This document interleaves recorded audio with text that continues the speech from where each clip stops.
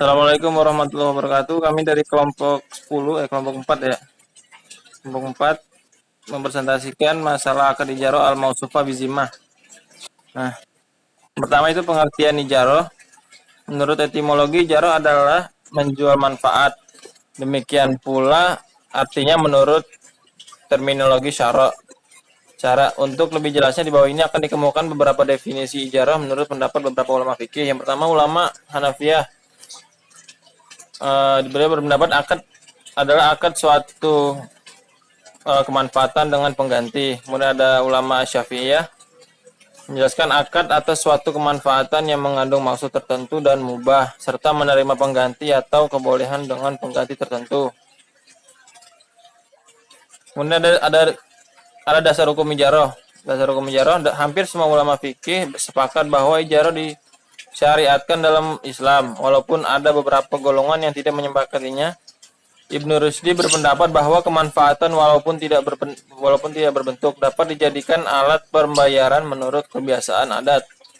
Jumhur ulama berpendapat bahwa ijarah disyariatkan berdasarkan Al-Quran, As-Sunnah, dan Ijma'.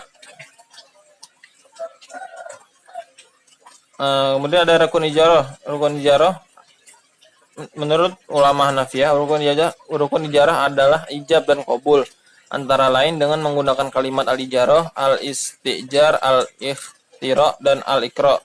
Adapun di ulama, rukun ijarah ada 4, yaitu akid atau yang artinya orang yang berakat. Kemudian ada sigot akad, ada ujroh, dan ada manfaat. Kita lanjut ke syarat ijarah. Syarat ijarah ada 4 syarat ijarah ya. Yang pertama, syarat terjadinya akad sebagaimana telah dijelaskan dalam jual beli. Menurut ulama Hanafiyah, akid atau orang yang melakukan akad disyariatkan harus berakal dan mumayyiz atau minimal 7 tahun serta tidak disyaratkan harus balik. Akan tetapi jika bukan barang miliknya sendiri, akad ijarah anak mumayyiz dipandang sah bila telah diizinkan walinya. Yang kedua adalah syarat pelaksanaan atau an-nafaz.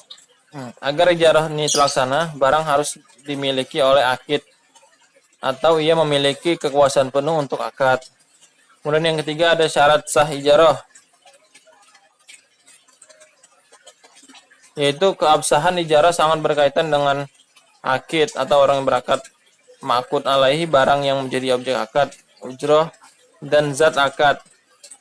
Syarat sah ijarah itu ada 2. Pertama, adanya keridhaan diri antara kedua pihak yang berakad. Yang kedua adalah ma'qud alaihi, bermanfaat dengan jelas. Kemudian ada syarat kelaziman ijarah terdiri atas 2 hal. Yang pertama ma'qud alaihi. Yang kedua, tidak ada uzur yang dapat membatalkan akad.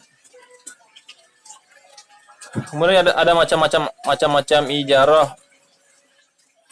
Macam-macam ijarah yang ada 2. Yang pertama ijarah ala al-manfi, dan yang kedua ijarah ala al-amal ijarah. Maksudnya yang ijarah ala al-manfi ini yaitu ijarah yang objek akadnya adalah manfaat atau benda, seperti contoh menyewakan mobil atau kendaraan, menyewakan rumah dan lain-lain. Yang perlu diperintahkan adalah tidak boleh menjadikan objek sebagai tempat yang manfaatnya dilarang oleh syara.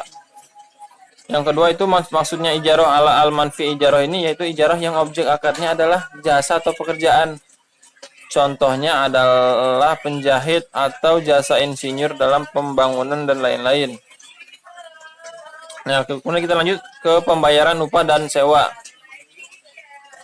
Menurut Imam Syafi'i dan Ahmad, sesungguhnya ia berhak dengan akad itu sendiri. Jika mu'jir menyerahkan zat benda yang disewa kepada mustajir, ia berhak menerima bayarannya karena mustajir sudah menerima kegunaannya. Hak menerima upah mustajir adalah sebagai berikut. Yang pertama, ketika pekerjaan selesai dikerjakan, dan yang kedua, jika menyewa barang, uang sewaan dibayar ketika akad sewa terjadi, kecuali dalam akad ditentukan lain.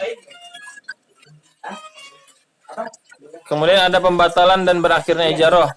Pembatalan dan berakhirnya ijarah ini di dalam ijarah, akad tidak memperbolehkan adanya fasakh pada salah satu pihak. Karena ijarah merupakan akad pertukaran kecuali bila didapati hal-hal yang diwajibkan fasakh. Fasakh itu maksudnya sini batal ya. Ijarah akan terjadi batal atau fasakh bila ada hal-hal sebagai berikut. Yang pertama, terjadi cacat pada barang sewaan yang kejadian itu terjadi pada tangan penyewa. Kemudian rusaknya barang yang disewakan seperti rumah menjadi runtuh dan sebagainya. Rusak barangnya yang diupahkan. Kemudian terpenuhinya manfaat yang diakatkan.